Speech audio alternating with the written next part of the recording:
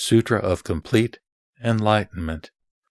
Chapter 9, The Sound Distinguishing Bodhisattva.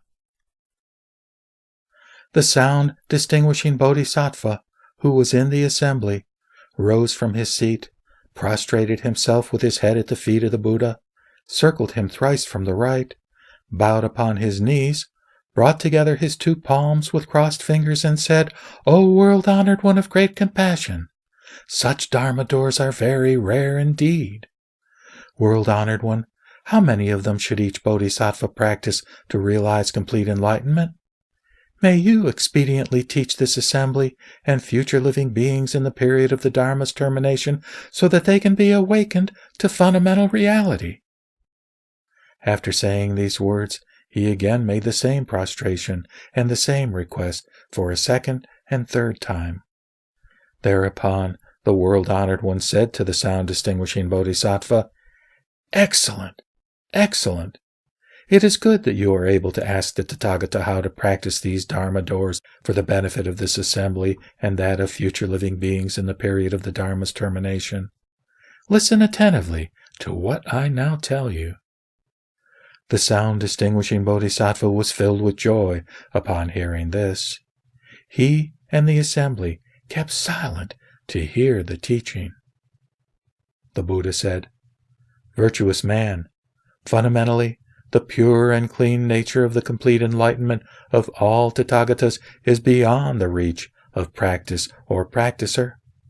All bodhisattvas and future living beings in the period of the Dharma's termination, in their illusory efforts to practice self-cultivation from their unenlightened state, have the choice of 25 kinds of meditative study, which are conducive to the attainment of pure and clean imperturbability. If bodhisattvas concentrate only on the state of utter stillness, and thereby succeed in eradicating klesha forever by means of the power of samadhi, they will achieve the ultimate, and without rising from their seats, they will enter the state of nirvana. This is the single practice of samatha. In their meditative study of unreal illusions only, if bodhisattvas use the Buddha power to transform the world for the purpose of performing, by means of all kinds of activity, pure and clean wondrous bodhisattva deeds without strain from their calm thoughts, controlled by dharanis, and from their wisdom begotten by stillness, this is the single practice of samapatti. If bodhisattvas concentrate only on the eradication of illusions, without making use of benefiting functions, they will only wipe out klesha, and when the latter has been completely eliminated, they will realize fundamental absolute reality. This is the single practice of dhyana. If bodhisattvas first concentrate on the state of utter stillness, and then use the mind of wisdom begotten by stillness to shine upon illusions, thereby inspiring their bodhisattva work of salvation, this is samatha followed by samapatti. If bodhisattvas, by means of their wisdom begotten by stillness, realize the nature of utter stillness, thereby eradicating klesha and getting out of samsara forever, this is samatha followed by dhyana. If bodhisattvas, by means of their still wisdom, reproduce their illusory powers to cause all kinds of transformations to occur for the liberation of living beings, and then eliminate klesha to enter the state of nirvana, this is samatha followed by samapatti and ending in dhyana. If bodhisattvas, by means of the power begotten by utter stillness, first wipe out klesha and then perform pure and clean profound bodhisattva deeds to liberate living beings, this is samatha followed by dhyana and ending in samapatti. If bodhisattvas use, by means of the power begotten by utter stillness, their minds to wipe out klesha and then liberate living beings and set up worlds, this is samatha followed by the simultaneous practice of samapatti and dhyana. If bodhisattvas, by means of their power begotten by utter stillness, give rise to transformations and then eradicate klesha, this is the simultaneous practice of samatha and samapatti followed by that of dhyana. If bodhisattvas use their power begotten by utter stillness to realize nirvana first, and then make full use of their power of transmutation in the world, this is the simultaneous practice of samatha and dhyana, followed by that of samapatti. If bodhisattvas, while in accord with their power of transmutation, concentrate on the state of utter stillness, this is samapatti, ending in samatha. If bodhisattvas from various kinds of state, caused by their power of transmutation, concentrate on the still and passionless condition, this is samapatti, ending in dhyana. If bodhisattvas use their power of transmutation to do Buddha works and then abide in stillness to eradicate klesha, this is samapatti, followed by samatha and ending in dhyana. If, in the unhindered full use of their power of transmutation, bodhisattvas eradicate klesha and dwell in the state of utter stillness, this is samapatti, followed by dhyana and ending in samatha.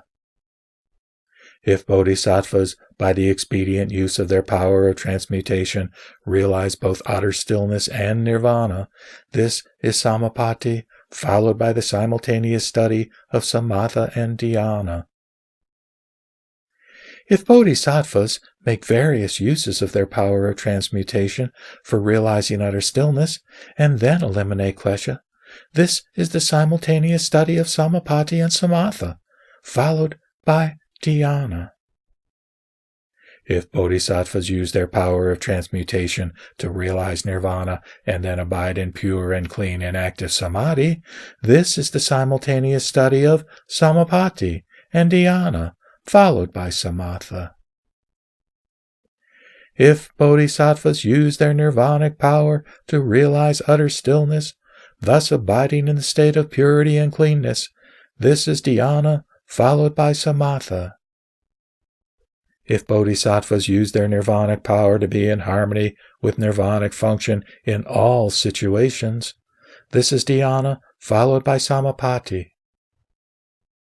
If bodhisattvas use their nirvanic power so that, while abiding in samadhi, their self-nature can give rise to transmutations, this is dhyana, followed by samatha and ending in samapatti.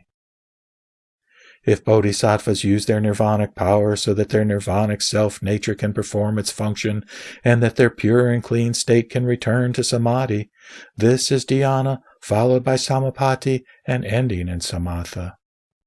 If bodhisattvas avail themselves of the purity and cleanness of their nirvanic power to abide in samadhi and to perform transmutations, this is dhyana, followed by the simultaneous practice of samatha and samapatti.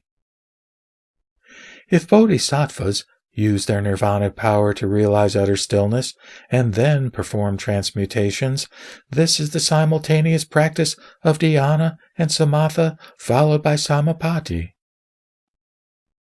If bodhisattvas use their nirvanic power to perform transmutations and then realize utter stillness with its pure and bright wisdom, this is the simultaneous practice of dhyana and samapatti, followed by samatha. If bodhisattvas use their wisdom of complete enlightenment perfectly to unite all things so that the phenomenal expression of self-nature will not stray from the nature of enlightenment, this is the perfect threefold practice in accord with the self-nature in its purity and cleanness. Virtuous man, these are called the Bodhisattva's 25 methods of meditation, which all bodhisattvas should follow in their practice. If they and future living beings in the period of the Dharma's termination wish to practice any one of them, they should first lead a pure life, silence their thoughts, and sincerely repent. Then, on the last day of the third week, after giving a reference number to each of these 25 methods and using 25 tallies with their corresponding numbers, they should pray and seek divination by picking a tally at random.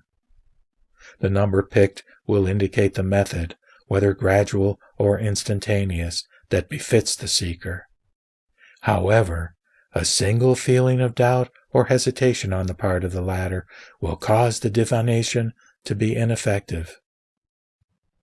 To repeat his instruction, the world-honored one read the following gatha. Sound distinguishing, you should know that the pure and clean unhindered wisdom of all bodhisattvas comes from dhyana samadhi. The so-called samatha, samapatti, and dhyana are the threefold dharma, of which the gradual or quick practice has 25 varieties. All Tathagatas everywhere who practice in the present, past, and future must this dharma use to realize enlightenment. Only those of instantaneous awakening and unbelievers are exceptions. All bodhisattvas and all future beings in the dharma-ending age should observe this dharma, follow and diligently practice it. Relying on the great and powerful compassion of the Buddha, they will ere long attain nirvana.